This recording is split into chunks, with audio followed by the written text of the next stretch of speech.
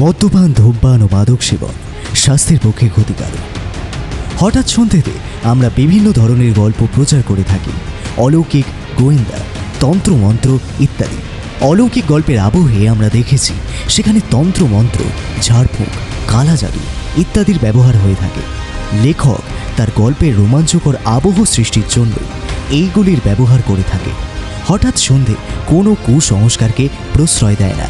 আমাদের সমস্ত শ্রোতা বন্ধুদের কাছে নিবেদন, অনুগ্রহ করে গল্প শোনার আনন্দে এই গল্পগুলি গ্রহণ করুন।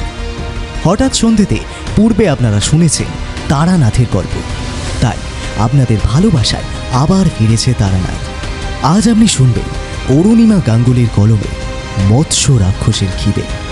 আজকের গল্প পাঠে গল্পের সূত্রধর আমি সৌরভ। গল্পটির কলমে অরুণিমা গাঙ্গুলি, প্রধান চরিত্রে প্রীতম এবং রৌনিক। শুরু হচ্ছে আজকের নিবেদন, তারানাথ তান্ত্রিক ও মৎস্য রাক্ষসীর খিদে।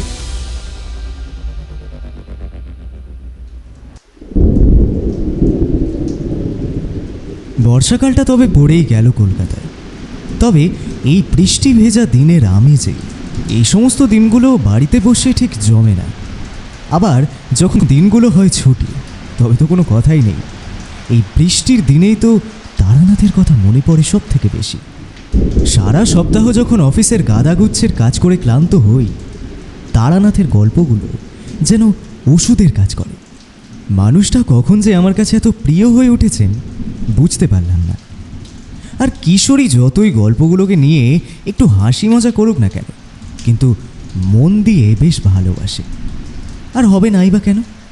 তারানাথ বয়সে আমাদের থেকে বড় হলেও তার স্বভাব ব্যবহার এত ভালো ও সুন্দর যে তাকে আমাদের বন্ধু বললে ভুল হবে না। এই কয়েক বছরে বেশ মায়া পড়ে গেছে মানুষটার উপর। আমি এত কিছু 7-5 ভাবতে ভাবতে বসে রয়েছি, এমন সময় গিন্নি এসে বলল, কি গো, বেরোবে নাকি? সত্যি অর্ধাঙ্গিনী বটে, ভাবার আগেই বুঝে যায়। আমি মিচকে হেসে বললাম, তা ভাবছি বেরিয়েই আসি তারানাথের ওদিক দিয়ে। সপ্তাহে একটাই তো দিন পাই, বলো। বসো, খালি পেটে যাবে না, ভাত আছে, খেয়ে বেরো। যেমন বলা তেমন কাজ। গিন্নি দেখলাম দুপুরের আহার সাজিয়ে বসে আছে। রবিবার দুপুরটা পাঁঠার মাংসটা ছাড়া ঠিক জমে না। আহা, কি দারুণ রান্নাটাই না করেছে গিন্নি। আমি খেতে খেতে বললাম, এরকম সুন্দর রান্না খাওয়ার ভাগ্য কতজনের হয়। কি সুন্দর হাত তোমার গিন্নি, সাথে তুমিও কম সুন্দরী নও। গিন্নি দেখলাম মজাটা ধরতে পেরেছে। সেও হাসি মুখে বলে উঠল, থাক, ঠিক আছে, অত তেল দিতে হবে না। ভালোবাসা একেবারে উতলে পড়ছে। তবে হ্যাঁ, রাতের মধ্যে বাড়ি ফিরো, কিন্তু বাইরে তো আজ বৃষ্টিই চলছে। আমি খাওয়া শেষ করে পা জামাটা চড়িয়ে নিলাম। ছাতা হাতে চললাম তারানাথের বাড়ির দিকে। উদ্দেশ্য মঠ লেনের সেই চেনা পরিচিত বাড়ি। আর আমি জানি যতই বৃষ্টি হোক, রবিবার মানে কিশোরীও ঠিক নিশ্চিত বেরিয়ে পড়েছে। কারণ ঠাকুরমশাইয়ের কাছে যাওয়ার আমাদের এই সময়টা সব সময় ঠিক কথাই থাকে। আর কিশোরী মজলিসে মানুষ আর আমার পরম বন্ধু, তাই তাকে আমার ভালো মতোই চেনা। আমি ধীরে ধীরে বৃষ্টিতে সামনের পথে হাঁটতে হাঁটতে দেখছি কি সুন্দরই না এই বর্ষার দিনগুলো।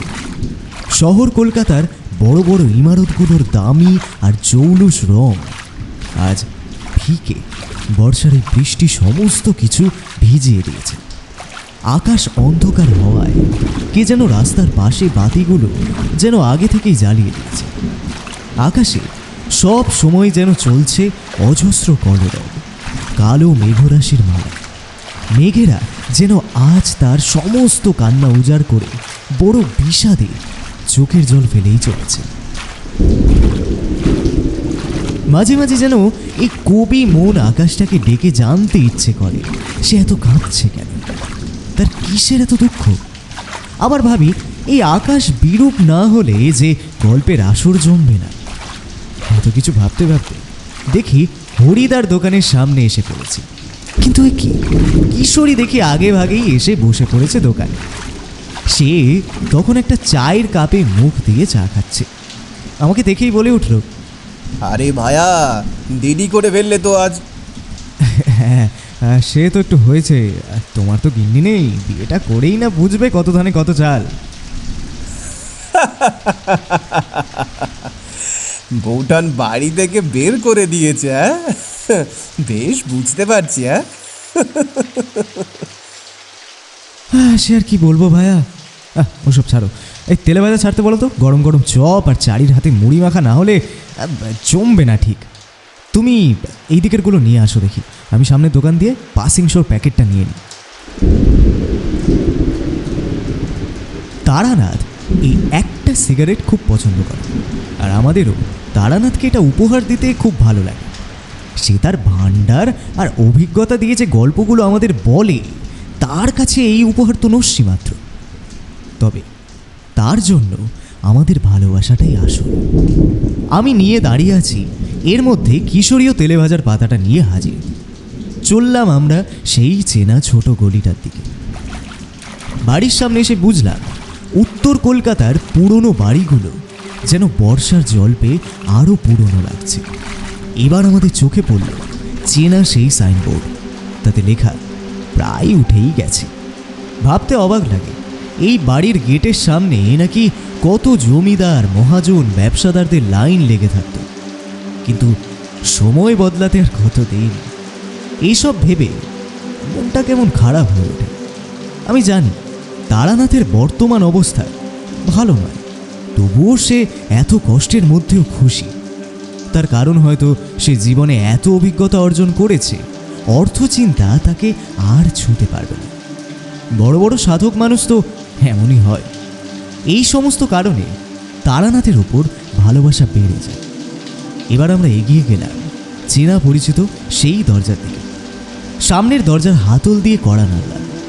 কিছুক্ষণের মধ্যেই দৌড় খুলে সামনে বেরিয়ে এলো তারানাথের মেয়ে চারি। আমাদের দেখেই সে বলল, আরে কাকা বাবুরা যে, অনেকদিন পর এই পথে। আসুন আসুন, ভিতরে আসুন। একদম ভিজে গেছেন তো, আপনারা ছাতা রেখে হাত পা ধুয়ে ফেলুন, আমি আপনাদের জন্য গামছা নিয়ে আসছি। এত ব্যস্ত হতে হবে না চারিমা, তুমি বরং এইটা ধরো বলে আমি চারির হাতে চালান করলাম তেলে ভাজার পাতাটা। ঠিক আছে কাকাবাবু, আপনারা বসুন, আমি সব তৈরি করে নিয়ে আসছি। আমি আর কিশোরী হাত পা ধুয়ে আসতেই দেখি চারি হাতে গামছা নিয়ে দাঁড়িয়ে। সত্যি কি ভালোই না মেয়েটা। তারানাথের স্ত্রী মারা যাওয়ার পর একা হাতে পুরো সংসারের ভার নিজের হাতে নিয়ে নিয়েছে এই ছোট্ট মেয়েটি। সেই ছোট্ট চারি আজ কত বড় হয়েছে। এখানে আগে আসলেই আমাদের কাছে লেসের জন্য বায়না জুড়ত। চারিমা, আজ আদা দিয়ে লিকার চা করো তো মা। বৃষ্টিতে ভিজে বেশ ঠান্ডা লাগছে। পুরোপুরি লেগে যাওয়ার আগে আদা চা দারুণ কাজে দেবে, বুঝলে? আপনারা বাবার ঘরে গিয়ে বসুন, আমি সব নিয়ে আসছি। আমরা এবার ধীরে ধীরে প্রবেশ করলাম তারানাথের ঘরে। ঢুকতেই চোখে পড়ল তারানাথ তার জানালা দিয়ে বাইরের দিকে তাকিয়ে আছে আর বর্ষার অঝোর ধারা দেখছে। কিন্তু আমাদের পায়ের শব্দ শুনে তারানাথ চোখ ফেরালো। আমি তো অবাক, দেখলাম তারানাথের চোখে জল। সে হাত দিয়ে তার চোখ মুছল। বুঝলাম অতীতের স্মৃতি ঘেঁটে হয়তো সে এমন কিছু বার করেছে যা বিশাল বেদনাদায়ক। কিশোরী অন্যান্য দিনে ঢুকেই একটু ঠাট্টা তামাশা করে, আজ দেখলাম সেও চুপ। তারানাথ বোধহয় আমাদের নিস্তব্ধতা অনুভব করেই বলল, আরে তোমরা যে পথে, পথ ভুলে নাকি? কতদিন তো ঠাকুর মশাইয়ের কথা আর মনেই পড়ে না তোমাদের। বৃষ্টি ছাড়া আপনার গল্প জমে কই, তাই বর্ষাকে সাথে করেই নিয়ে এলাম। আমি ও কিশোরী আমাদের আসনে বসলাম আর তারানাথের দিকে এগিয়ে দিলাম তার অতি প্রিয় পাসিং শোয়ের প্যাকেটটা। সে বলল, আরে এসবের আর কি দরকার ছিল বলো? আরে গুরু দক্ষিণা, বুঝলেন ঠাকুর মশাই? নিন তো, এবার আপনার গল্পের ঝুলি থেকে একটা দারুণ গল্প বের করে আনুন না। বৃষ্টিতে যদি গ্রামের বর্ষার গল্প হয়, মন্দ হবে না। তার অভিজ্ঞতার কাহিনীকে কিশোরী গল্প বললে অন্যান্য দিন হলে ছোটখাটো বাঘ বিতণ্ডা লেগে যেত, কিন্তু আজ তারানাথ যেন সেই ব্যাপারে কিছু ভ্রুক্ষেপই করল না। আমিও বললাম, হ্যাঁ কিশোরী, ঠিক কথাই বলেছ, বর্ষার দিনে এমন গল্পই তো জমবে ভালো। এর মধ্যে দেখি চারি হাজির, আমাদের আনা সেই 3 রকম তেলে ভাজা আর তেল দিয়ে চপচপে করে মাখা মুড়ি। আহা, মনটা যেন খুশি হয়ে উঠল। তারানাথ একটু হাসলো মেয়ের কাণ্ড কারখানা দেখে। আমরাও বললাম, তা আসো চারিমা। তারানাথ দেখলাম তার হাতে একটা সিগারেট তুলে নিয়ে ধরিয়ে একটা টান দিল। বুঝলাম ভেতরে ভেতরে তিনি গল্পটা ঠিক সাজিয়ে নিচ্ছেন। কিশোরী দেখলাম একটা বেগুনিতে কামড় দিয়ে বলল, এই বর্ষাকালে মাছ ধরার মজাই আলাদা। এরই মধ্যে চারি এসে গরম গরম চা এনে রাখলো আমাদের জন্য। চারিও পাশে এসে বসলো গল্প শোনার আশা। তারানাথ এবার মুখ খুললেন। তোমরা তো এই শহরের বর্ষা দেখো আর ছিটে ফোঁটা বৃষ্টি দেখে আনন্দ পাও। বর্ষা আমি দেখেছি আমাদের গ্রামে। 3-4 দিন ধরে প্রকৃতির অঝোর ধারায় না থামা বৃষ্টি, চারিদিকে শুধু সবুজ আর সবুজের সমারোহ। প্রত্যেক গাছ যেন বর্ষার জল পেয়ে নতুন জীবন পেয়েছে। আকাশ সবসময় কালো, মেঘ যেন সেই সবার নাম নেই। আর গ্রামের মেঠো পথে তখন শুধুই কাদা, চলার মতন অবস্থা মোটে থাকে না। চারিদিকে ধান খেতে 1 হাঁটু সমান জল। সেই জল পেরিয়ে কচি কাঁচার দল জাল নিয়ে বেরিয়ে পড়েছে মাছ ধরার উদ্দেশ্যে। চারিদিকে কেমন বর্ষার মিষ্টি গন্ধ, সে গন্ধ বলে বোঝাতে পারবো না। সব সময় চলছে ব্যাঙের কোলাহল, কত রকম ঝিঝির ডাক।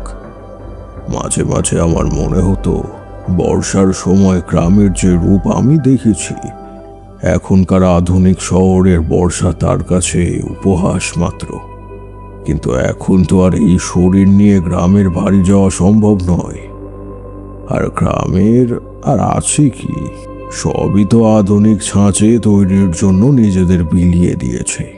তোমরা তো জানো আমি মাছ ধরতে কতটা ভালোবাসি আর কতটা পটু ছিলাম, তার গল্প বহুবার বলেছি তোমাদের। আমার গ্রামের সমস্ত পুকুর ছিল আমার নখদর্পণে। বর্ষাতে এই নেশা আরো মাথা চাড়া দিয়ে উঠত। আর মাছ ধরার মধ্যে দরকার অনেক মনোযোগ। বড়শি দিয়ে মাছ ধরার যে আনন্দ তা অন্যান্য জালে নেই। শান্ত শিষ্ট এক জায়গায় বেছে নিয়ে সেখানে বসে থাকা, সঠিক সময়ে সেই চারা মাছ গিললে তখন তাকে নিপুণ হাতে তুলে আনতে হবে। একটু এদিক ওদিক হলে মাছ চারা খেয়ে পালাবে, আর কিছু হাতে আসবে না। আমি মন্ত্রমুগ্ধের মতো চেয়ে গ্রামের বর্ষার সম্বন্ধে শুনছি, কিন্তু বুঝলাম তারানাথ গল্প থেকে সরে যাচ্ছে। তাই আমি বললাম, এই মাছ ধরার গল্প নিয়ে আপনার কাছে ভয়াবহ কিছু অভিজ্ঞতা আছে নাকি আপনার ঠাকুরমশাই? হ্যাঁ ঠাকুর মশাই, এমন কোনো অভিজ্ঞতা সত্যি আপনার কিছু আছে কি? আমি সেবার বরাকর নদীর ধারের শ্মশানে ছিলাম অনেক দিন। অনেক তপস্যা করেছিলাম, তার জন্য কিছু কিছু ছোট বড় ক্ষমতার অধিকারীও হই। কিন্তু সেবার বাড়ির লোক আসে আমার খবর পেয়ে। আমার অবস্থা তখন ছন্ন ছাড়া, মুখে বড় বড় দাড়ি, চুলও বড় হয়েছে বেশ। আমার মাথায় সেই শ্মশান থেকে উদ্ধার করে গ্রামের বাড়ি নিয়ে আসে বাবা কাকা সবাই মিলে। আমারও মায়ের জন্য মন বেশ টানছিল। এই একটা বন্ধন থেকে মুক্ত হবার সাধ্য আমার হয়নি। মায়ের সাথে যে নারীর টান, তা যে অসীম। আমি তখন ধীরে অনেকটাই সাধারণ হয়ে উঠেছি। বাড়িতে বসে সত্যি বলছি, আমার খাওয়া আর গ্রামের এদিক ওদিক আড্ডা দেওয়া ছাড়া কোনো কাজই ছিল না। গ্রামের পুরনো বন্ধুদের সাথেও আবার ভাব হলো। ছোট থেকেই আমার গ্রামের প্রায় বন্ধু ছিল ফটিক। সে মাঝে মাঝে আসে আমার বাড়িতে, দেখা করে যায়। আমি ফিরে আসতেই সে বেজায় খুশি হয়েছে। সত্যি বলতে আমি একা থাকতে বেশি পছন্দ করতাম, তাই বারবার মন চলে যেত অচেনা পথের উদ্দেশ্যে। কিন্তু এবার যা বুঝলাম, বাড়ি থেকে বেশ কড়া নজরবন্দি করে রাখা হয়েছে আমায়। কারণ সবাই জানে আমি ঠিক ঘর ছেড়ে পালাবই। আর শুনেছি এবার নাকি আমার বিয়ে ঠিক করারও কথা চলছে। বাড়ির বড়দের কথা, আমার নাকি বিয়ে করলে সংসারে মন বসবে। আমি সেই সব কথাতে কান দিইনি মোটেই। এরই মধ্যে হঠাৎ করে বাড়িতে এলেন চৌধুরী মশাই। খুব ভালোবাসতেন আমায় ছোটবেলা থেকে। আমার বাবার বিশেষ বন্ধু ছিলেন তিনি। আমি বাড়ি ফিরেছি শুনেই হয়তো এসেছেন, অথবা অন্য কোনো কারণে। বাড়ি এসেই প্রথমে আমাকে জিজ্ঞেস করলেন, তারা এবার তো শুনলাম তোর বাবা বলল তুই এখানে থেকেই কাজ করবি। আবার শুনছি পাত্রী দেখা হচ্ছে। কত ছোট দেখেছিলাম তোকে, কত বড় হয়ে গেছিস বাবা। আমি কিছু বললাম না, কারণ আমি জানতাম আমার মন যা চায় আমি তাই করব। কিন্তু এখন শুধু মাথা নাড়িয়ে সম্মতি জানিয়ে দিলাম। এরই মধ্যে বলে রাখি, চৌধুরী মশাই কিন্তু এ গ্রামের সব থেকে ধনী মানুষদের মধ্যে একজন। প্রচুর জমি জমা রয়েছে তার, আর আছে অনেক কটা পুকুর। গ্রামের সমস্ত মানুষ ওই চৌধুরী মশাইকে বড় স্নেহ করত, ভালোবাসত। কারণ তিনি গরিব মানুষদের অনেক সাহায্য করেছেন। কত যে করেছেন তার ঠিক নেই। আমি এবার একটু বেগতিক দেখলাম, গল্প অন্য দিকে চলে যাচ্ছে। তাই আমি বলে উঠলাম, আচ্ছা ঠাকুরমশাই, আপনি ছোটবেলায় যে বড় পুকুরে মাছ ধরতেন, যার গল্প আমাদেরকে শুনিয়েছেন, এই সেই চৌধুরীদের পুকুর নাকি ঠাকুরমশাই? হ্যাঁ, ঠিক ধরেছ। এই সেই পুকুর যার সাথে আমার জীবনের কত ভালো দিন জড়িয়ে আছে। কত মাছ ধরেছি সেই পুকুরে। ঘন্টার পর ঘন্টা শুধু ছিপ নিয়ে বসে থাকতাম পুকুর ধারে। গ্রামের কত আড্ডাই দিন কেটেছে ওই পুকুরের পাশের বাগানে। তা ছাড়ো, এবার গল্পতে আসি আবার। তারানাথ আবার ফস করে একটা পাসিং শো ধরিয়ে নিল, আর তাতে লম্বা একটা টান দিয়ে বলল,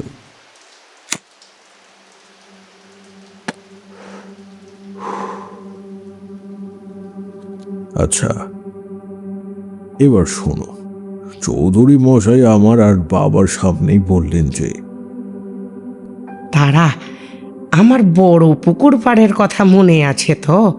যে পুকুরে আমি মাছ চাষ করি, সেই পুকুরে এইবারে মাছ চাষ করেছি। কিন্তু অনেক দিন ধরেই দেখছি মাছ ভালো মতোই হয়েছে। এবার সামনে গেলে বুঝতে পারবি, বড় বড় রুই, কাতলা, মৃগেল, কত রকমের যে মাছ তার শেষ নেই।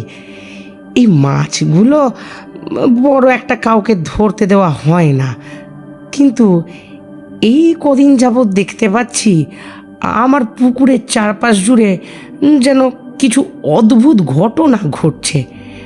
বললে বিশ্বাস করবি না, খুবই অদ্ভুত সেই সব ঘটনা। আগে মানুষ পুকুরের রাস্তার ধার দিয়ে যাতায়াত করতো, কিন্তু কিছুদিন ধরে রাতের দিকে এখন সেই দিক আর কেউ মারায় না। গ্রামের মানুষ এই পুকুরটাকে নিয়ে ভয়ানক গল্প রটাচ্ছে। আর সত্যি যার জন্য এত কিছু, সেই পুকুরের মাছ রোজ একটা একটা করে কমে আসছে জানিস। সেই মাছ কেউ চুরি করছে কিনা সেটা বুঝে উঠতে পারছিলাম না, এর মধ্যে আবার এই সমস্ত ঘটনা। তাই মানে তুই তো গ্রামেই আছিস, কোনো কাজও নেই এখন, আমার পুকুরটা একটু পাহারা দিতে পারবি? এই মানে এই দেখ, এই চোর যেন হাতে নাতে ধরা পড়ে, তার জন্য আমি নিজেই এর দায়িত্ব তোকে দিতে চাই। আমি এবার বুঝতে পারলাম কেন চৌধুরী মশাই আমার কাছেই এসেছেন। তিনি জানতেন আমার সাধারণ কথা আর এই সমস্ত ঘটনা সত্যি কোনো ছোট নয়। তাই তিনি আমায় দিয়ে সেই পুকুরের পাহারার বাহানায় বিপদ থেকে রক্ষার জন্য আমার কাছে ছুটে এসেছেন। আমি অনেক সময় সামনের মনের কথা বুঝতে পারতাম। আমি বুঝেছিলাম তিনি অসহায় হয়ে আমার কাছে এসেছেন, কিন্তু বাড়ির লোকের সামনে তা বলতে চাইছেন না। আমি এবার সত্যিটা ধরতে পেরেছি, অসহায় হয়ে তিনি আমার কাছে এসেছেন। আমি এবার মাথা নিচু করে একটু ভেবে বললাম, কবে থেকে যেতে হবে চৌধুরী মশাই? তুই আসবি এটা শুনে আমি খুব খুশি হলাম বাবা। তাহলে বরং তুই কাল থেকেই আয়। পুকুরের পাশে থাকার যে ঘরটা আছে আমি বরং সেটা গুছিয়ে রাখতে বলছি। না, তার কোনো দরকার নেই। আমি দিনের এখানে থাকবো, পাহারা দেবো, কিন্তু রাতে আমি বাড়ি ফিরে আসবো। রাতে যে বেশি কিছু হবে তা আমার মনে হয় না। তাহলে তো খুবই ভালো। আর সত্যি বলতে রাতে তোকে আমি নিজেই থাকতে দিতাম না। ঠিক আছে তারা, এবার আমি উঠি বুঝলি, অনেকক্ষণ গল্প হলো। আর তুই কালই পারলে চলে আসিস। একদম, আমি কাল চলে আসবো সঠিক সময়। আপনি নিশ্চিন্তে থাকুন।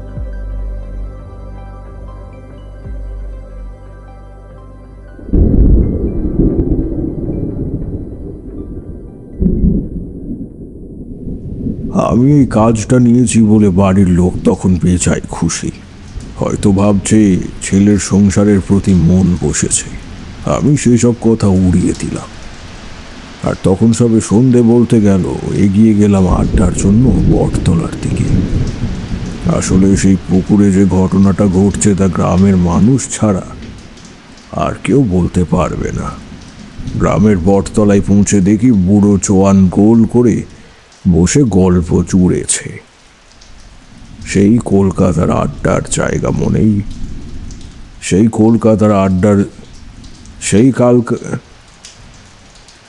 কালকার আড্ডার জায়গা মানেই ছিল গ্রামের বড় বটতলাগুলো। গ্রামের থেকে বাইরের সমস্ত গল্প হতো সেখানে। সত্যি বলতে ঘন্টার পর ঘন্টা সরল মানুষ তাদের মনের আর অভিজ্ঞতার গল্প শুনিয়ে শান্তি পেত সেখানে। কলকাতার সব বাড়িতে আলো, এত ভিড় জনা মানুষের ভিড়ে আমি আজও সেই দিনগুলো খুঁজি। যাই হোক, আমি এগিয়ে গেলাম আড্ডার দিকে। সবাই সবাইকে চেনে, তাই আমায় তারা নিজে থেকেই ডেকে নিল।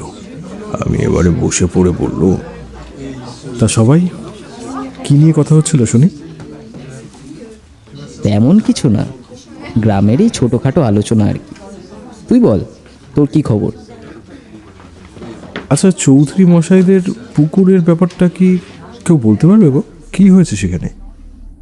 তার কথা বললি যখন, তাহলে শোন।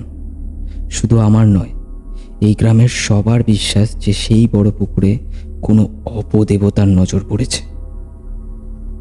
এত সঠিকভাবে বলছো, তোমাদের কাছে কি কোনো প্রমাণ আছে? সবার মধ্যে যে একটু বড় সমীর চাচা বসেছিলেন গলায় গামছা আর খাটো করে লুঙ্গি পরে। তিনি বললেন, তাহলে শোন, বেশি দিন হবে না, ওই মাসখানেক আগের ঘটনা। তখন তালের সময় পড়েছে। তোরা তো জানিস পুকুর পাড়ে কত তাল গাছ। আমি সেবার ভোর ভোর তাল কুড়োবোর নেশাতে গিয়েছিলাম।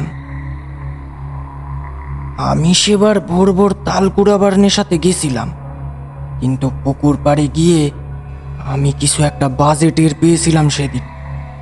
কত তাল কুড়িয়েছি সেই পুকুর পাড় দিয়ে, কিন্তু সেদিনকার মতো কোনো দিন হয়নি। ঢুকেই যেন আমি খুব একটা কেমন বাজে গন্ধ পাইলাম নাকের ভিতর। কেমন জানি একটা মাছ পচা গন্ধ। আমি ভাবগতিক ভালো না বুঝে তাড়াতাড়ি বেরিয়ে আইতে যামু, তখন দেখি পেছন দিয়ে কে একটা আমারে ডাকে।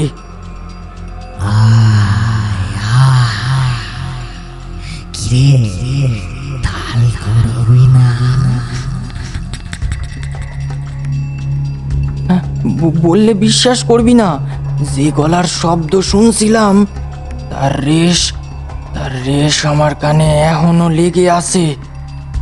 এমন গলার আওয়াজ যে কোনো মানুষ বা প্রাণীর হতেই পারে না। আমি সেদিন খালি পালিয়ে বাসি। যদি সেদিন আমি আগেই বেরিয়ে না আসতাম, কি যে হতো তা ঈশ্বর ছাড়া আর কেউ জানে না বাপ। ভারী ভয়ানক ব্যাপার যে। এর মধ্যেই সামনে বসা কম বয়সী একটি ছেলে বলে উঠল, আমিও সেখান দিয়ে আসার সময় এরকম কিছু টের পেয়েছিলাম। কি? গায়ের সেই পুকুর পাড় বরাবর ওই রাস্তা দিয়ে কত মানুষ এটাকে যাতায়াত করেছে, কিন্তু এখন সন্ধ্যা হবার পর সেই রাস্তা কেউ মাড়ায় না। আমি সেবার বাড়ির দিকে ফিরছি, বুঝলেন।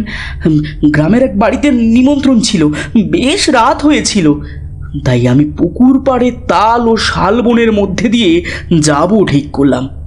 আর সেইখান দিয়ে আমার বাড়ি কাছেই পড়ে। আমি সেদিন সাইকেল চালিয়ে যাচ্ছি, পুকুর পাড়ের ঘাটে কাকে যেন বসে থাকতে দেখলাম। দূর দিয়ে নজরেই পড়েছিল, কাছে এসে আমার পায়ের নিচের যেন মাটি সরে যাবার জোগাড়।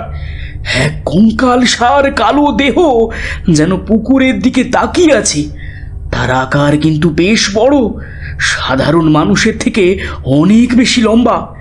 আমার হাত পা ঠান্ডা হয়ে আসলো, মনে হচ্ছিল সাইকেল দিয়ে পড়ে যাব, কিন্তু শরীরের যত শক্তি ছিল তাই দিয়ে আমি এগিয়ে গেলাম। হয়তো আমার জায়গায় অন্য কেউ থাকলে অজ্ঞানী হয়ে যেত। আমি তার পাশ কাটিয়ে চলে আসার সময় যেন এক খিলখিলিয়ে হাসির শব্দ শুনতে পেলাম। সে হাসি ভীষণ ভয়ানক, গা শিরশির করে ওঠে শুনলে। আর সেই রাতে সে 1.5 জ্বর আমার এলো। আজও মনে রেখেছি সেই কথা। আরও কত ঘটনা ঘটেছে সেই পুকুরকে ঘিরে এই মাসখানেকের মধ্যেই।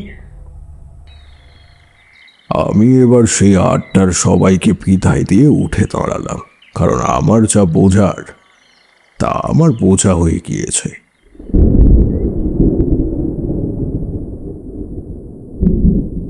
কিশোরী একটু সেই সময় ফোড়ন কেটে বলে উঠল, আচ্ছা ঠাকুরমশাই, আপনি কি বুঝে গেলেন আমাদের একটু বলুন। তারানাথ এখন কিন্তু কিশোরীর মস্করায় কিছু মনে করে না। সে বলল, এত গল্প শোনো আমার কাছে হে কিশোরী, তাই এইটুকু ব্যাপার বুঝতে পারলে না? তা থাক না ঠাকুরমশাই, আপনি বলুন, আপনার বলাতেই আমরা শুনতে চাই। আমি বুঝলাম যে সেই পুকুরে কিছু একটা বাস্তুদোষ হয়েছে, তাই সেখানে আশ্রয় নিয়েছে এক ভয়ানক অপদেবতা। আর সেই অপদেবতার ভয়েই গ্রামের মানুষ এত বিচলিত। আমি এবার সেই রাতে ফিরে এক ঘুম দিলাম। সকালে উঠেই আমি মুখ হাত পা ধুয়ে হালকা কিছু খেয়ে নিলাম। এবার প্রথম এগিয়ে গেলাম আমার গ্রামের বন্ধু ফটিকের বাড়ির উদ্দেশ্যে। সেখানে গিয়ে তাকে তুলে বললাম। সেও বাড়িতে বসেই ছিল, তাই বেরিয়ে পড়লো আমার সাথে। আমরা 2 বন্ধু ও কথা বলতে বলতে পৌঁছে গেলাম চৌধুরীদের বাড়ির সামনে। আগেই বলে রাখি, চৌধুরী মশাইয়ের বাড়ি থেকেই শুরু হয়ে যায় তাদের বাগানের ওই পুকুরের সারি। বাড়িতে প্রবেশ করেই চাকরকে বললাম। এসেই তিনি প্রথমে বললেন, তারা, তুই এসেছিস, ভালো করেছিস বাবা। সত্যি কথা বলতে কাল বাড়িতে তোকে সবটা খুলে বলতে পারিনি। আর বলতে হবে না, আমি সবই শুনেছি। আমি নিজেই ব্যাপারটা দেখব। আশা করছি খুব তাড়াতাড়ি আপনাদের এই বিপদ থেকে উদ্ধার করব। আচ্ছা বাবা, বেশ বেশ। আমার সাথে আমার এই বন্ধু ফটিক থাকলে কোনো অসুবিধা হবে না তো আপনার? একদমই না। তুই একা যাবি, তাই নিয়ে বরং আমার বেশ চিন্তাই হচ্ছিল।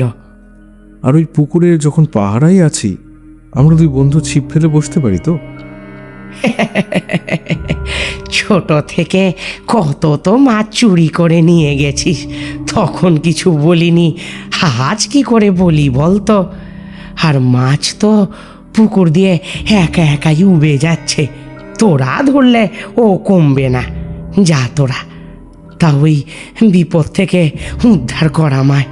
এই বুড়ো বয়সে এই সব ঝক্কি আর ভালো লাগে না বাবা। আপনি নিশ্চিন্ত থাকুন, আমি ঠিক কিছু না কিছু একটা পথ খুঁজে বার করবই। আমরা চৌধুরী মশাইয়ের বাড়ি থেকে বের হয়ে এলাম। ফটিককে বললাম, দুটি ভালো ছিপ জোগাড় করে নিয়ে আয়, আমি বরং মাছ খাওয়ার চারাটা নিয়ে আসি। সব নিয়ে আমার বাড়ি, তারপর একসাথে বসবো পাহাড়ে। ফটিকও আমার কথা মতন চলে গেল। ঘন্টা খানেকের মধ্যে আমি মাছের চার তৈরি করে বসলাম। এরই মধ্যে দেখি ফটিক হাজির। এবার দুই বন্ধু মিলে বেরোলাম সোজা চৌধুরী মশাইয়ের পুকুরের দিকে। চৌধুরী মশাইদের বাগান পেরিয়ে ঘাটের কাছে পৌঁছলাম আমরা দুজন।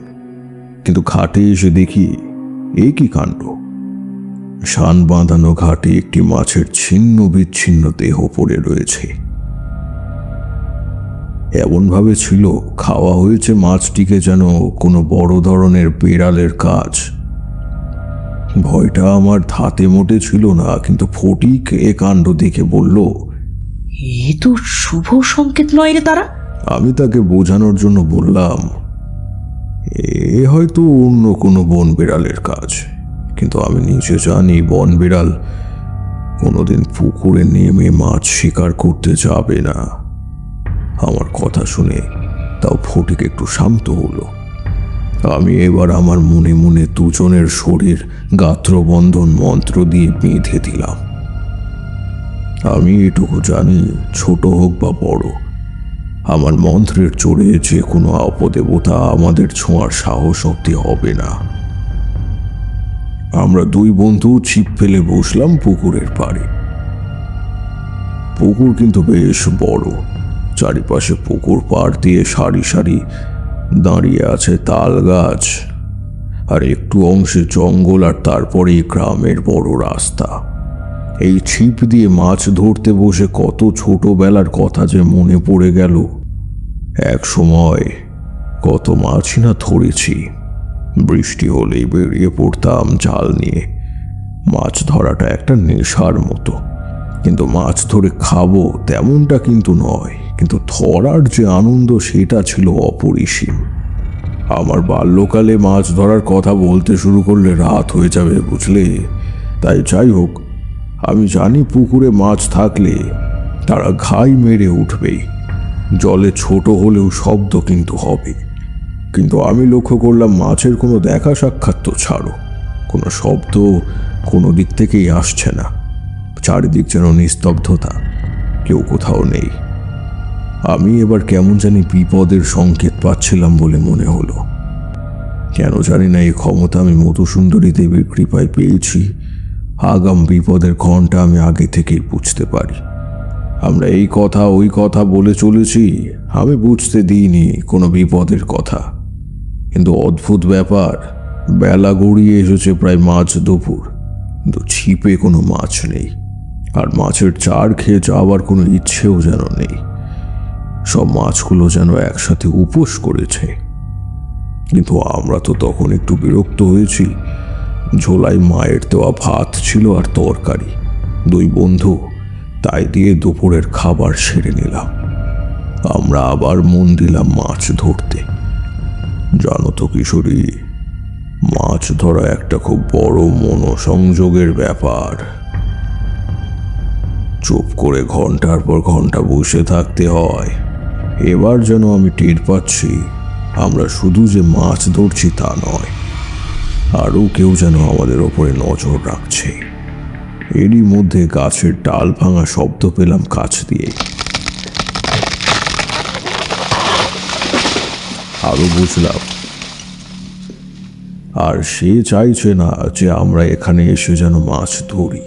আমাদের উপস্থিতি তার মোটেই ভালো লাগছে না। আমি এত কিছু বুঝতে পারছি কারণ আমার ক্ষমতা ছিল, কিন্তু ফটিক সে কিছুই টের পায়নি।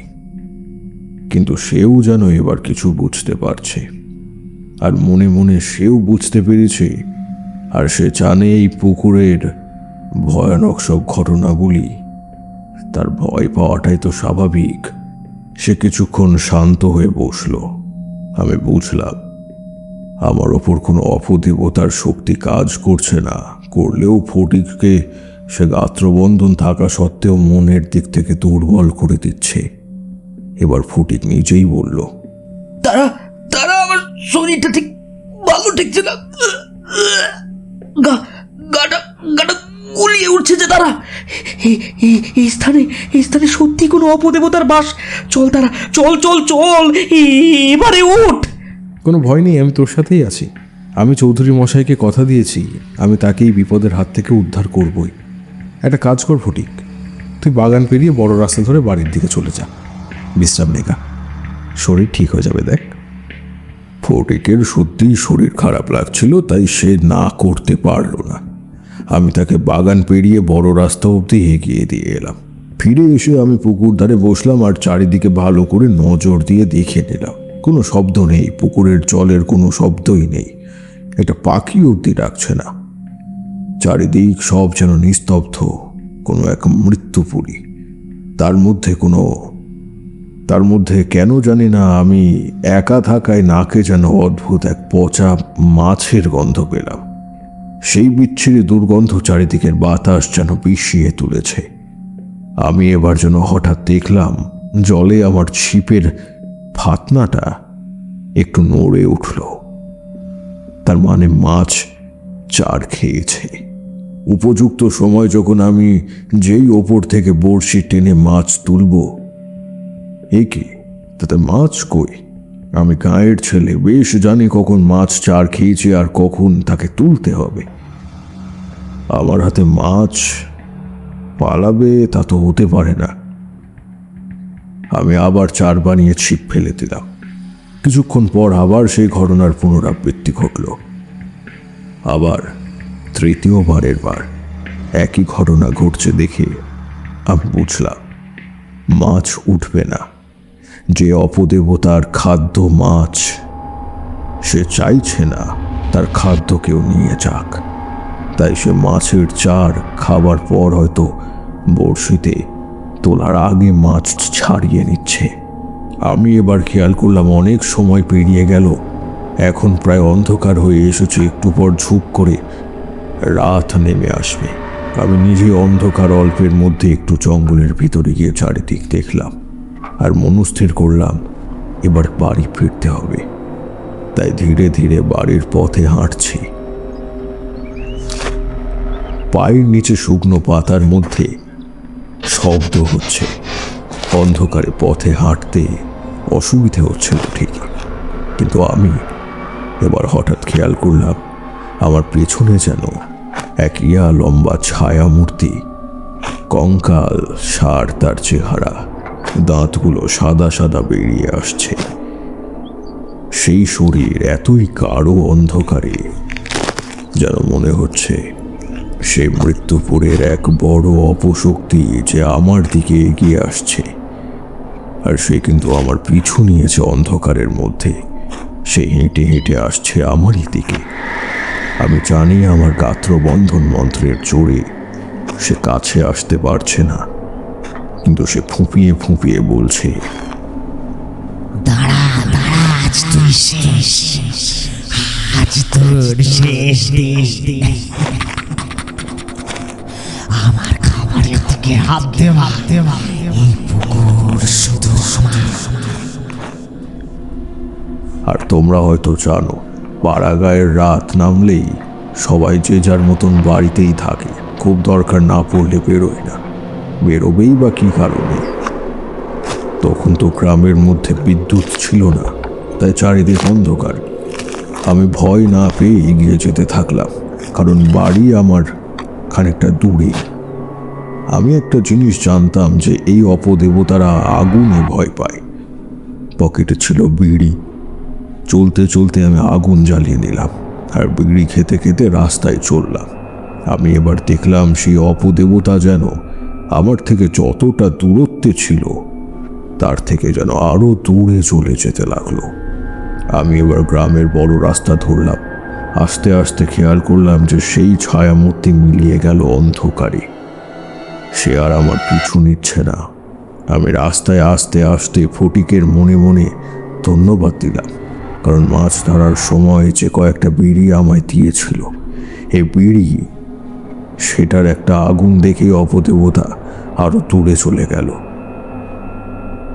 না হলে এই ফাঁকা রাস্তায় আমায় হয়তো শেষ করেই দিত।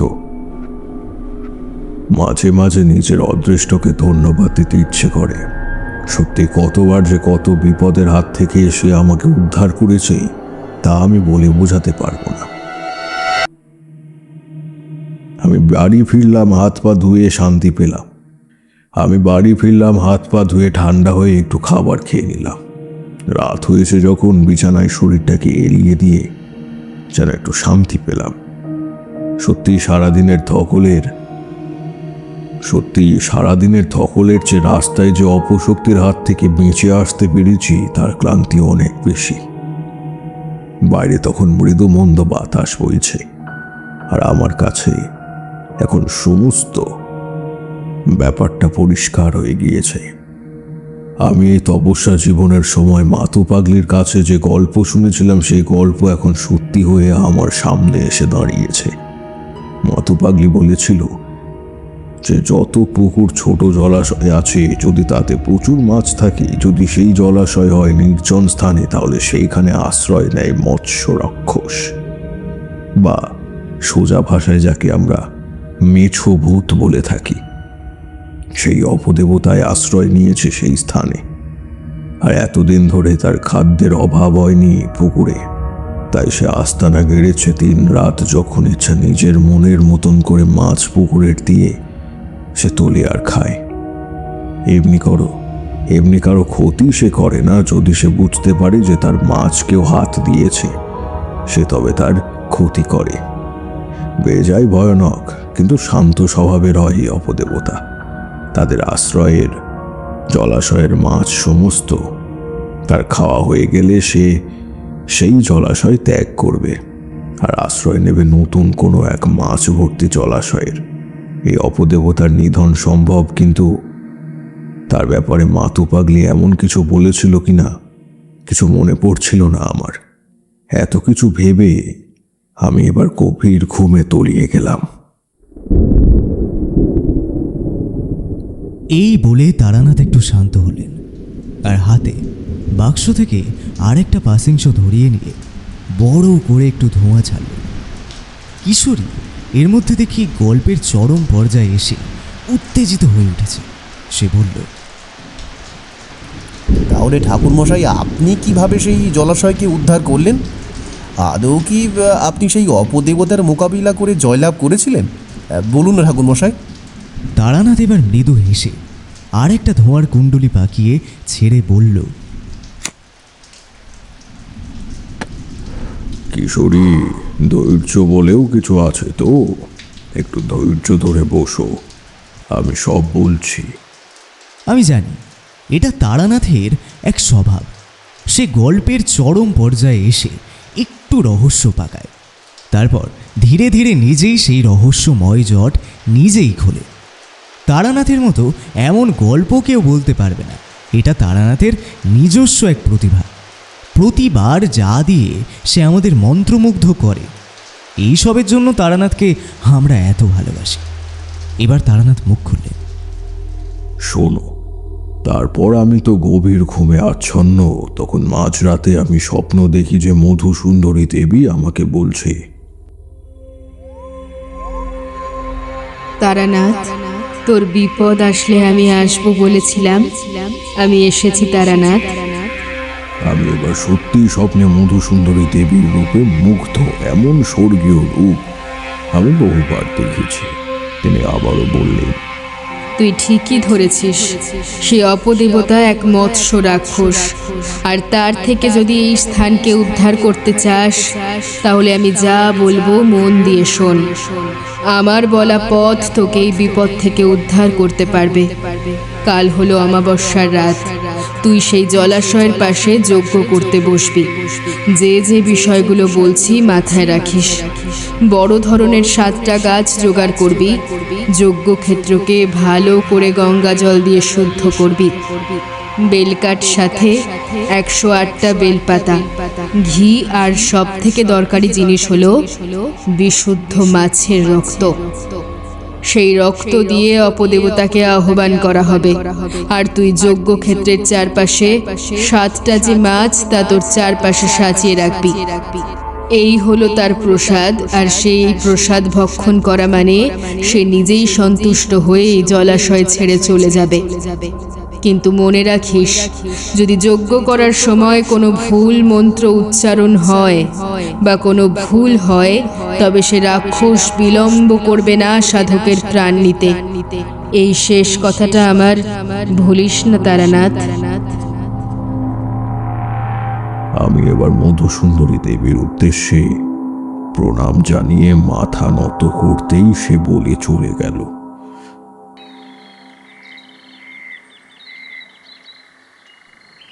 সকালে নিজে ঘুম থেকে উঠে দেখি আমার মাথার কাছে একটা জুঁই ফুল রাখা। বুঝলাম সত্যি রাতে তিনি স্বপ্নে আমায় দেখা দিয়েছিলেন, আর তিনি সত্যি বিপদের হাত থেকে রক্ষা পাওয়ার উপায় বলেও দিয়েছেন আমায়। আমি এবার উঠে প্রথমে চলে গেলাম চৌধুরী মশাইয়ের বাড়ি। তাকে বেশি কিছু বললাম না, শুধু বললাম আমার কি কি চাই। আর তাকে এও জানিয়ে দিলাম যে তিনি যত তাড়াতাড়ি পারবেন সমস্ত জিনিস জোগাড় করে পুকুর পাড়ে যেন পাঠানোর ব্যবস্থা করেন। আমি আজ সেখানে গিয়ে গ্রামের কালী মন্দিরে পুজো দিয়ে দিলাম, আর মাকে মন খুলে বললাম মনের কথা। তারপর জয় মা বলে বেরিয়ে পড়লাম। তখনও দেরি ছিল, কারণ দেবীর কথা মতো যজ্ঞে বসবার সময় হলো সন্ধ্যায়। তাই মনে মনে নিজেকে প্রস্তুত করে নিচ্ছিলাম। এবার সত্যি সত্যি বিকেল হয়ে যেতে আলো থাকতে থাকতে সেই স্থানে পৌঁছে গেলাম।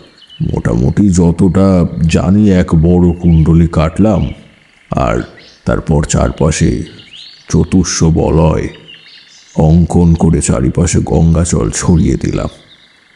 আলপনা দিয়ে 7টি মাছকে চারিপাশে শিক দিয়ে পুঁতে দাঁড় করিয়ে রাখলাম, আর যজ্ঞ বেদি তৈরি করলাম।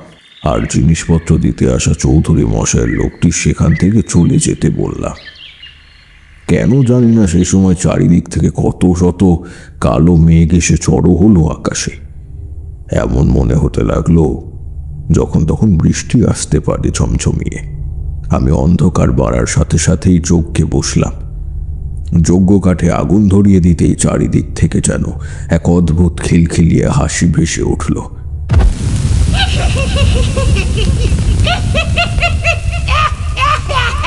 আমি নিজেই নিজের গাত্র বন্ধন করে নিলাম, আবারও মন্ত্রোচ্চারণ শুরু করলাম। একটা একটা করে কাঠ দিচ্ছি, আর তাতে আহুতি দিচ্ছি 1টা করে বেলপাতা। আগেই বলে রাখি যে এই যজ্ঞ করার উদ্দেশ্য হলো সেই অপদেবতাকে তুষ্ট করা, আর সেই অপদেবতাকে তুষ্ট করতে পারলে সে সেখান থেকে চলে যাবে।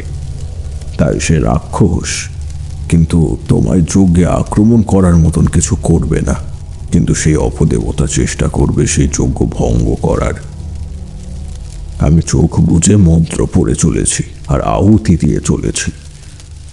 আবার কোথা থেকে যেন সেই অদ্ভুত পচা গন্ধ নাকে আসতে লাগলো আমার বেশিরভাগ বেলপাতা যখন আহুতি দেওয়ার শেষে, তখন চারিপাশে যেন একটা হাওয়া উদ্ভব হলো।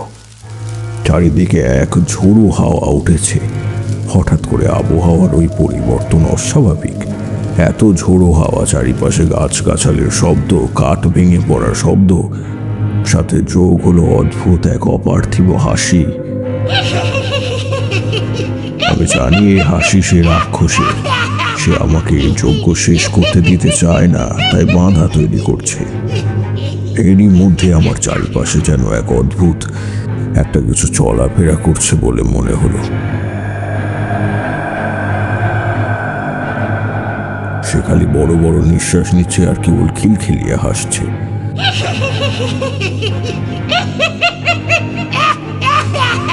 আকাশ বাতাস যেন সে হাসির শব্দে কেঁপে উঠছে। সে এক অদ্ভুত পরিস্থিতি, বলে বোঝানো সম্ভব না। অন্য কোনো সাধারণ মানুষ হলে সে ভয়েই ওখানে মরে যেত। মনে মনে শুধু মন্ত্র জপ চালিয়ে যাচ্ছি, সেটা থামায়নি। সেটাই আসল ভরসা। আমি জানি যে রাক্ষস আমার চারপাশে ঘুরে বেড়াচ্ছে, সে একটু ভুল হলে আমায় শেষ করে ফেলতে পারে। বেশি সময় নেব না। সে একটু ভুল করলে আমায় শেষ করে ফেলতে বেশি সময় নেবে না। তাই ভয় না পেয়ে জপ চালিয়ে গেলাম। শেষ 108টা বেলপাতা চোখে আহুতি দেওয়ার পর চারিদিকে যেন তাণ্ডব আরো বেড়ে গেল। আমি বুঝলাম সময় উপস্থিত। তাই আমি চোখ বন্ধ রেখেই হাওয়াতে সেই রাক্ষসের উদ্দেশ্যে বললাম, তোর জন্য যে খাবার দিয়েছি খাবি না তুই? এই খাবার খেয়ে তুই এই যজ্ঞকে সফলমণ্ডিত কর। আমি এবার চারপাশে শুনতে পেলাম পাশে মাছগুলোকে কে যেন খুবলে খুবলে খাচ্ছে। মাছ খাওয়া আর আঁশের গন্ধে চারিদিক মম করছে।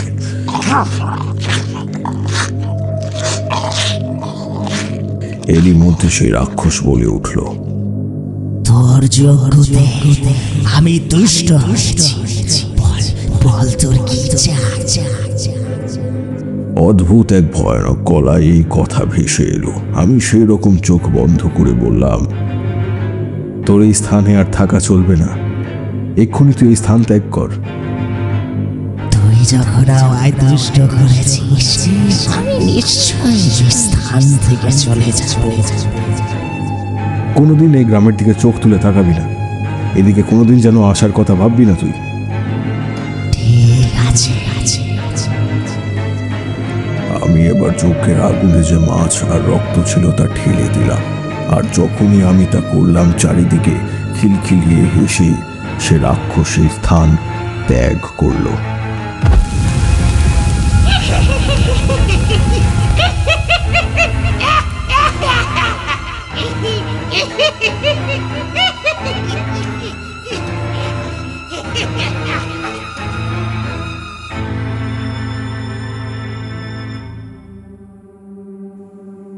আমি যজ্ঞ শেষ করে চোখ খুলতে দেখলাম চারিপাশে মাছগুলোর ছিন্ন ভিন্ন দেহ আর রক্ত চারিপাশে পড়ে আছে, যার অর্থ একটাই যে সে রাক্ষস। সে প্রসাদ গ্রহণ করেছে আর তুষ্ট হয়ে সেই স্থান ত্যাগ করেছে। আর সাথে সাথে আকাশ অঝোর ধারায় বৃষ্টি নামল।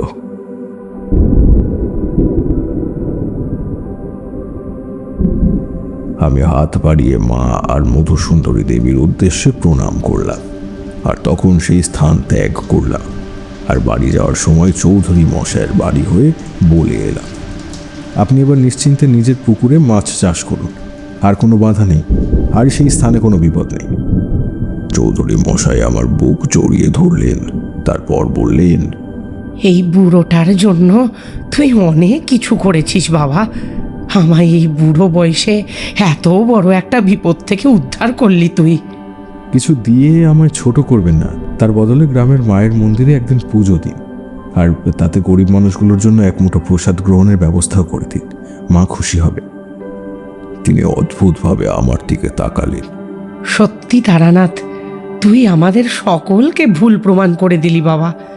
সাধক হয়েও এই জীবন কাটিয়ে দেওয়া যায়। ধন্য ধন্য তোর সাধনা। আমি এই ঘটনার পর বেশি দিন থাকিনি, আবার পালিয়ে গিয়েছিলাম অচেনা পথে, নতুন গুরু আর ভগবানের দেখানো পথে। আমায় কোনো কিছুই বাড়িতে বন্দি করতে পারিনি। চিরকালই আমি খোলা আকাশে বিচরণ করেছি। তারানাথ গল্প শেষ করে মৃদু দীর্ঘশ্বাস ফেললেন। আমি আর কিশোরী এত সুন্দর এক অভিজ্ঞতার কাহিনী শুনে অবাক আর মন্ত্রমুগ্ধ।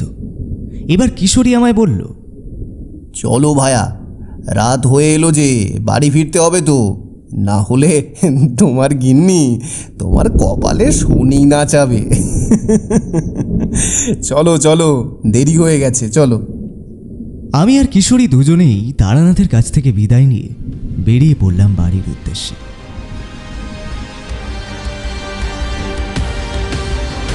হঠাৎ সন্ধ্যেতে আজ আপনি শুনছিলেন অরুণিমা গাঙ্গুলির কলমে মৎস্য রাক্ষসীর খিদে। তারানাথের চরিত্রে প্রীতম, কিশোরীর চরিত্রে রৌনক, এবং নানান চরিত্রে আবির, বর্ণালী, মনোঞ্জয়। গল্প পাঠ, গল্পের সূত্রধর আমি সৌরভ। শব্দগ্রহণ ও ধ্বনি পরিকল্পনায় সায়ন।